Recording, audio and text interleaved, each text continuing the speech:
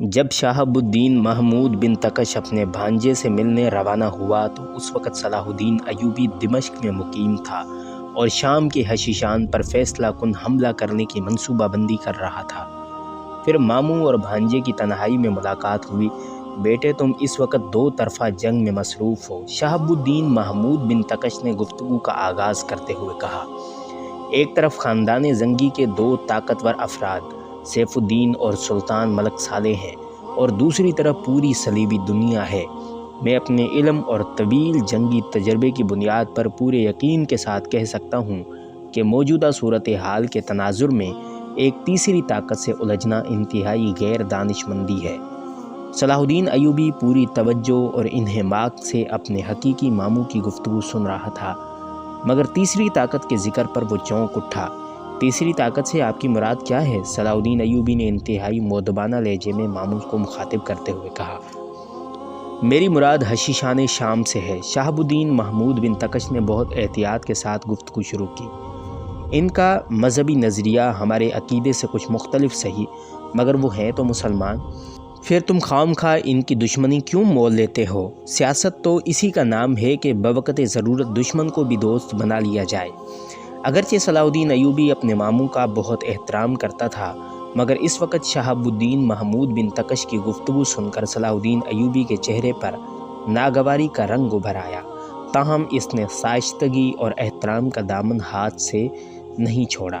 مجھے اس بات سے شدید دکھ پہنچا ہے کہ آپ ان گمراہوں کو مسلمان سمجھتے ہیں۔ صلاح الدین ایوبی کے لہجے سے انتہائی اذیت و کرب کا اظہار ہو رہا تھا۔ اگر یہ مسلمان نہیں تو پھر کون ہیں؟ شہاب الدین محمود نے تیز لہجے میں پوچھا۔ ماموں کا انداز گفتگو دیکھ کر صلاح الدین ایوبی کو ایک بار پھر بہت تعجب ہوا۔ اب کی مرتبہ اس کے لہجے میں تلخی شامل ہو گئی اور آواز بھی معمول سے زیادہ بلند تھی۔ میری سمجھ میں یہ بات نہیں آ رہی کہ آخر آپ حشیشان شام کی وکالت کیوں کر رہے ہیں؟ اس لیے کہ ان کے امیر شیخ الجبال نے مجھ سے اس بات کی شکایت کی ہے کہ تم اس کے ہم عقیدہ لوگوں پر بے جا مظالم ڈھا رہے ہو، یہاں تک کہ تم نے ان کی چھوٹی چھوٹی بستیاں اجاڑنی شروع کر دی ہیں۔ مجھے یہ بھی بتایا گیا ہے کہ اس مہم کے بعد تم اس کے مرکز پر حملہ آور ہو کے باطنیوں کی نسلیں تک مٹا دو گے۔ یہ کہتے کہتے شہاب الدین محمود بن تکش کی آواز بھی کسی قدر سخت ہو گئی تھی۔ قدرت نے صلاح الدین ایوبی کو شجاعت و استقامت کے ساتھ ذہانت و فراست بھی بخشی تھی۔ وہ ایک لمحے میں سمجھ گیا کہ شہاب الدین کی گفتگو کے پس پردہ کون سے محرکات شامل ہیں۔